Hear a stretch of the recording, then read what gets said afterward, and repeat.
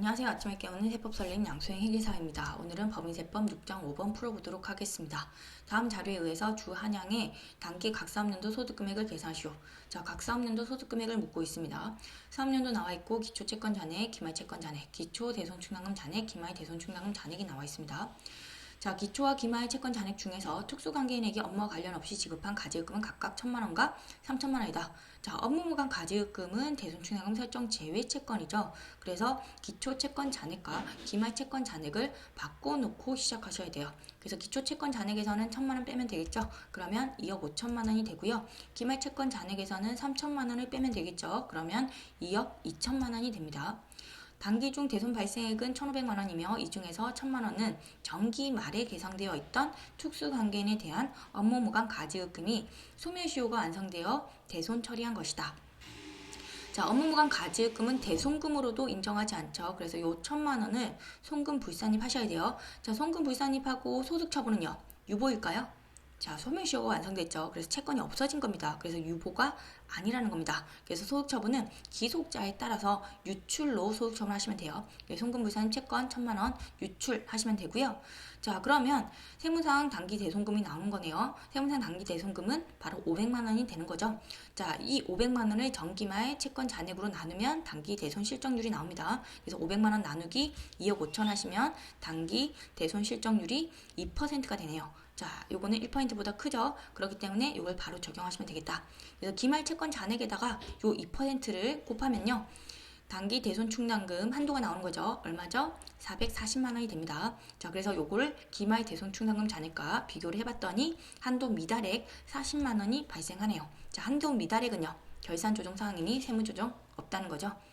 자, 계속 보면요. 정기말 대손 충당금에 대한 세무 조정 시 계상된 대손 실적률은 0.9%였다.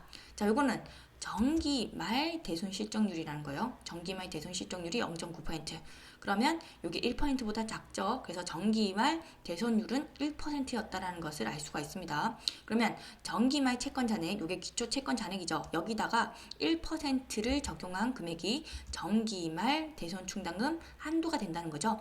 정기말 대손 충당금 한도는 250만 원이 되고요. 근데 정기말 대손 충당금 잔액은요. 바로 기초 대손 충당금 잔액이죠. 그게 300만 원입니다. 그래서 정기 말 대손 충당금 한도 초과액이 50만 원 발생하네요. 자, 이거는 정기 말에 송금 불산입 유보했을 겁니다. 그러면 단기에 그 유보를 어떻게 한다? 추인한다. 그래서 송금산입 대손 충당금 50만 원 마이너스 유보를 단기에 세무 조정하셔야 되는 겁니다. 아시겠죠? 자, 그리고 마지막에 보시면 주 한양의 법인세 비용 차감 전 손익은 5천만 원이고 대손금 및 대손 충당과 관련된 세무조정 이외의 조정사항은 없다고 가정한다라고 되어 있습니다. 그래서 우리가 구하고자 하는 것은 각 사업년도 소득금액이죠. 그래서 법인세 비용 차감 전 손익 5천만 원에서 시작하셔야 되고요. 여기에 세무조정을 가감하셔야겠죠. 자, 세무조정은 두 가지입니다. 먼저 업무무관 가지급금, 대손금을 부인한 거 1,000만 원이죠. 요거 더하시고요. 그리고 정기말 대손 충당금 한도 초과액을 단기 중에 송금 산입한 거 50만 원이죠. 요거 마이너스 하시면 돼요. 그러면 각 사업년도 소득금액이 5,950만 원이 됩니다. 자, 요게 답이 되는 거예요. 자, 정리 목적으로 한 번 더 풀이하도록 하겠습니다.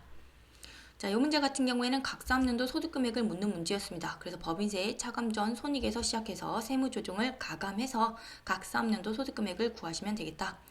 자, 이 문제 같은 경우에 정기말 채권, 단기말 채권이 주어져 있었습니다. 그리고 업무무관 가지급금이 각각 정기말에 1,000만 원, 그리고 단기말에 3,000만 원 있었죠. 그래서 그 업무무관 가지급금은 대손 충당금 설정 제외 채권이니 빼서 정기말 채권 2억 5천 구하시고요. 단기말 채권 2억 2천 이렇게 구해놨죠. 그리고 정기 대손 충당금 기말 잔액 300만 원 있었고요. 단기 대손 충당금 기말 잔액 400만 원 주어져 있었습니다.